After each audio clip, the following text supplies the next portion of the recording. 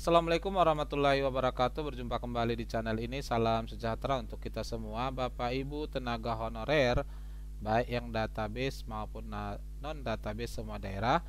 Berikut Bapak Ibu sekalian akan kita update surat terbaru dari Kemendagri melalui Direktorat Jenderal Bina Keuangan Daerah tertanggal 14 Februari ya, Jumat kemarin, tentang penganggaran gaji Bapak Ibu sekalian sejak Januari. Namun sebelumnya, kepada Bapak dan Ibu yang baru bergabung di channel ini atau yang belum mendukung channel ini, mohon bantuannya Bapak Ibu sekalian untuk mendukung channel ini dengan cara subscribe dan aktifkan loncengnya untuk mendapatkan informasi-informasi terbaru dari channel Profesi Guru. Iya, di 14 Februari 2025 Jumat kemarin Bapak Ibu sekalian, Kementerian Dalam Negeri Republik Indonesia melalui Direktorat Jenderal Bina Keuangan Daerah mengeluarkan surat nomor 900.1/664 KUDA. Sifatnya sangat segera lampiran. Hal penjelasan terhadap penganggaran gaji bagi pegawai pemerintah dengan perjanjian kerja P3K par waktu. Yang terhormat Gubernur seluruh Indonesia, Bupati Wali Kota seluruh Indonesia. Dijelaskan dalam suratnya, sehubungan dengan pertanyaan dari beberapa pemerintah daerah atas penganggaran gaji bagi P3K par waktu dan berdasarkan pasal 66 Undang-Undang Nomor 20 Tahun 2003 tentang aparatur sipil negara yang menyatakan bahwa pegawai non-ASN atau nama lainnya wajib diselesaikan penataannya paling lambat bulan Desember 2024, dan sejak undang-undang ini mulai berlaku, instansi pemerintah dilarang mengangkat pegawai non-ASN atau nama lainnya selain pegawai ASN. Dengan hormat disampaikan hal-hal sebagai berikut. Ya, yang pertama kita mau lihat ini. Bagi pegawai non-ASN yang sedang mengikuti tahapan seleksi tetap lanjut bekerja dan diberikan gaji sesuai dengan besaran yang diterima sebelumnya. Selanjutnya, sumber pendanaan untuk gaji sebagaimana dimaksud dianggarkan dalam belanja jasa. Ini mungkin berkaitan dengan surat Menpan sebelumnya ya, tanggal 12 Desember. Jadi yang ikut seleksi, baik itu yang database maupun yang non-database tetapi masa kerja minimal 2 tahun dan bisa ikut seleksi, ini gajinya sampai nanti diangkat itu masih bisa dianggarkan. Ini jadi pedoman bagi rekan-rekan di daerah. Kedua, pemberian gaji setelah penetapan pengangkatan bagi P3K dianggarkan pada kode rekening sesuai dengan keputusan Menteri Dalam Negeri tentang pemutakhiran klasifikasi, kode dan nomenklatur perencanaan pembangunan daerah dan keuangan daerah. Selanjutnya, pemberian gaji setelah penetapan pengangkatan bagi P3K par waktu berpedoman pada surat PLT Sekretaris Jenderal Kementerian Dalam Negeri nomor 900.11 ini tanggal 16 Januari 2025. Hal penganggaran gaji bagi pegawai pemerintah dengan perjanjian kerja P3K par waktu serta dasar pemutakhiran klasifikasi, kodifikasi dan nomenklatur. Ini yang nomor 2 sudah pernah kita update sebelumnya.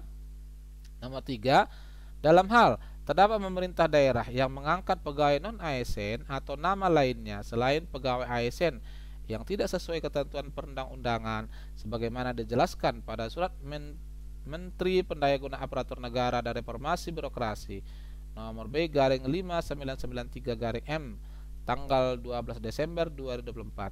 Hal penganggaran gaji bagi pegawai non-ASN, maka pemerintah daerah tidak diperkenankan untuk mengalokasikan pendanaan untuk gaji pegawai non-ASN bersangkutan. Ya, ini sudah ada larangannya, tidak bisa diperkenankan mengalokasikan ya.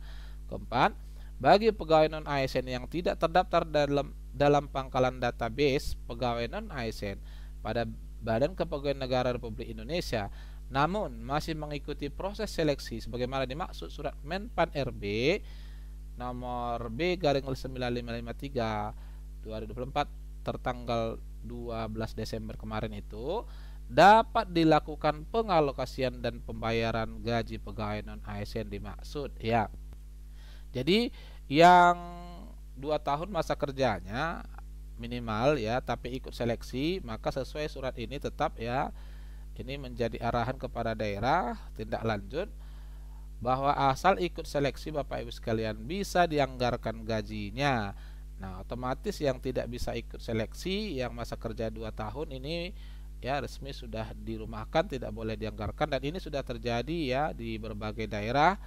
Bapak Ibu sekalian mungkin sebagiannya sudah melakukan perpisahan dengan rekan-rekan yang memang sejak Undang-Undang tahun 2023 disahkan tidak boleh lagi pengangkatan non ASN.